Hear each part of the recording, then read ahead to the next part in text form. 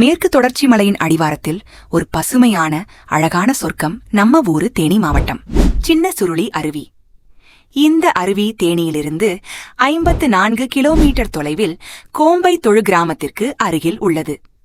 பசுமையான காடுகளின் மடியில் அமைந்துள்ள சின்ன சுருளி தேனியில் இருந்து பார்க்க வேண்டிய அழகிய இடமாகும்.